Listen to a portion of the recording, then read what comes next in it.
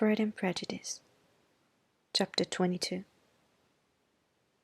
The Bennets were engaged to dine with the Lucases, and again, during the chief of the day, was Miss Lucas so kind as to listen to Mr. Collins. Elizabeth took an opportunity of thanking her. "It keeps him in good humour," said she, "and I'm more obliged to you than I can express."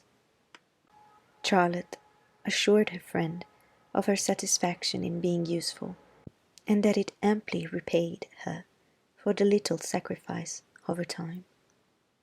This was very amiable, but Charlotte's kindness extended farther than Elizabeth had any conception of. Its object was nothing less than to secure her from any return of Mr. Collins's addresses, by engaging them towards herself. Such was Miss Lucas's scheme, and appearances were so favourable that when they parted at night she would have felt almost sure of success if he had not been to leave Hertfordshire so very soon. But here she did injustice to the fire and independence of his character, for it led him to escape out of Longbourn House the next morning with admirable slyness, and hastened to Lucas Lodge to throw himself at her feet. He was anxious to avoid the notice of his cousins, from a conviction that, if they saw him depart, they could not fail to conjecture his design, and he was not willing to have the attempt known till its success could be known likewise. For though feeling almost secure, and with reason, for Charlotte had been tolerably encouraging, he was comparatively diffident since the adventure of Wednesday. His reception, however, was of the most flattering kind. Miss Lucas perceived him from an upper window as he walked towards the house, and instantly set out to meet him accidentally in the lane. But little had she dared to hope that so much love and eloquence awaited her there, and as short a time as Mr. Collins's long speeches would allow. Everything was settled between them to the satisfaction of both, and as they entered the house, he earnestly entreated her to name the day that was to make him the happiest of men, and though such a solicitation must be waived for the present, the lady felt no inclination to trifle with his happiness. The stupidity with which he was favoured by nature must guard his courtship from any charm that could make any woman wish for its continuance, and Miss Lucas, who accepted him solely for the pure and disinterested desire of an establishment, cared not how soon that establishment were gained. Sir William and Lady Lucas were speedily applied to for their consent, and it was bestowed with a most joyful alacrity. Mr. Collins's present circumstances made it a most eligible match for their daughter, to whom they could give little fortune, and his prospects of future wealth were exceedingly fair. Lady Lucas began directly to calculate, with more interest than the matter had ever excited before, how many years longer Mr. Bennet was likely to live, and Sir William gave it as his decided opinion that whenever Mr. Collins should be in possession of the Longbourn estate, it would be highly expedient that both he and his wife should make their appearance at St. James. The whole family, in short, were properly overjoyed on the occasion. The younger girls formed hopes of coming out a year or two sooner than they might otherwise have done, and the boys were relieved from their apprehension of Charlotte's dying an old maid.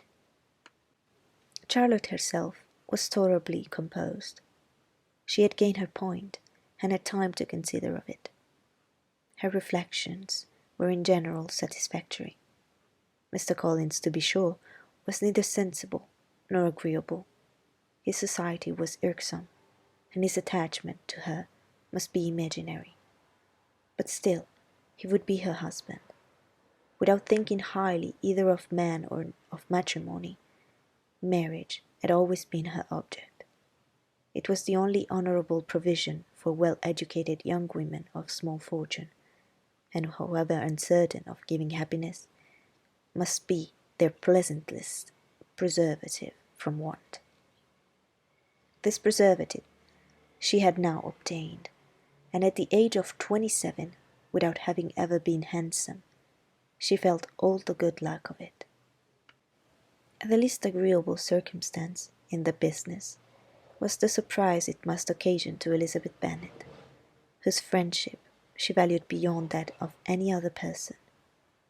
Elizabeth would wonder, and probably would blame her, and though her resolution was not to be shaken, her feelings must be hurt by such a disapprobation.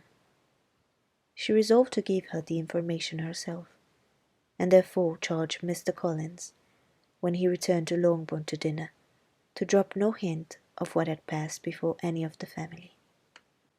A promise of secrecy was, of course, very dutifully given, but it could not be kept without difficulty, for the curiosity excited by his long absence burst forth in such very direct questions of his return as required some ingenuity to evade, and he was at the same time exercising great self-denial, for he was longing to publish his prosperous love. As he was to begin his journey too early on the morrow to see any of the family, the ceremony of leave-taking was performed when the ladies moved for the night, and Mrs. Bennet, with great politeness and cordiality, said how happy they should be to see him at Longbourn again, whenever his other engagements might allow him to visit them. "My dear madam," he replied, "this invitation is particularly gratifying, because it is what I have been hoping to receive, and you may be very certain that I shall avail myself of it as soon as possible." They were all astonished, and Mr. Bennet, who could by no means wish for so speedy a return, immediately said, "But is there no danger of Lady Catherine's disapprobation here, my good sir? You had better neglect your relations than run the risk of offending your patroness." "My dear sir," replied Mr. Collins, "I am particularly obliged to you for this friendly caution, and you may depend upon my not taking so material a step without her ladyship's concurrence. You cannot be too much on your guard, risk anything rather than her displeasure, and if you find it likely to be raised by your coming to us again, which I should think exceedingly probable, stay quietly at home and be satisfied that we should take no offence. Believe me, my dear sir, my gratitude is warmly excited by such affectionate attention, and depend upon it, you will speedily receive from me a letter of thanks for this as well as for every other mark of your regard during my stay in Herefordshire. As for my fair cousins, though my absence may not be long enough to render it necessary, I should now take the liberty of wishing them health and happiness, not excepting my cousin Elizabeth." With proper civilities, the ladies then withdrew, all of them equally surprised to find that he meditated a quick return. Mrs. Bennet wished to understand by it that he thought of paying his addresses to one of her younger girls, and Mary might have been prevailed on to accept him. She rated his abilities much higher than any of the others.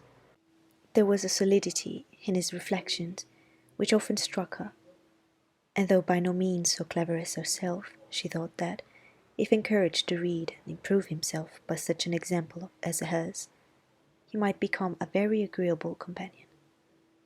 But on the following morning, every hope of this kind was done away. Miss Lucas called soon after breakfast, and in a private conference with Elizabeth, related the event of the day before.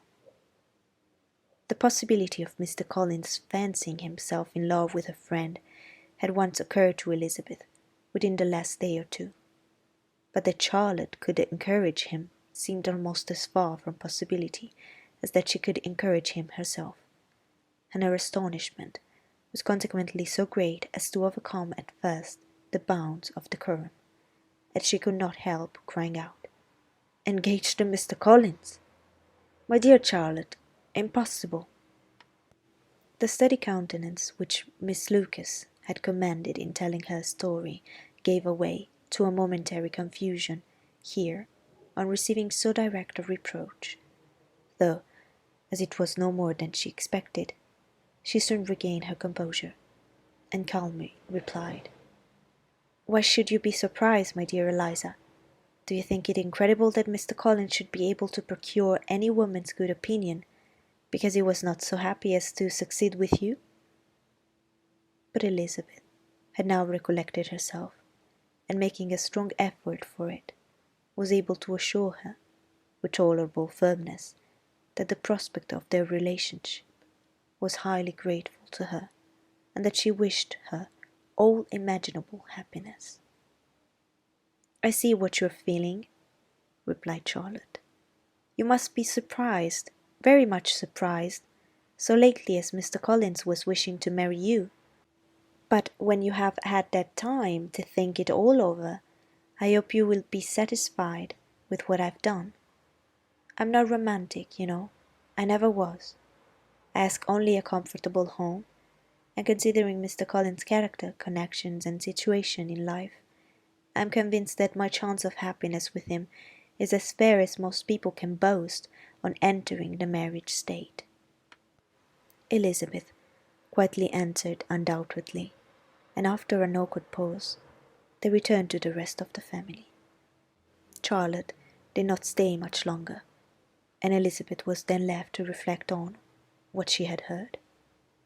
It was a long time before she became at all reconciled to the idea of so unsuitable a match.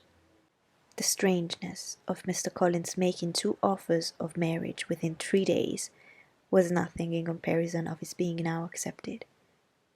She had always felt that Charlotte's opinion of matrimony was not exactly like her own, but she could not have supposed it possible that, when called into action, she would have sacrificed every better feeling to worldly advantage.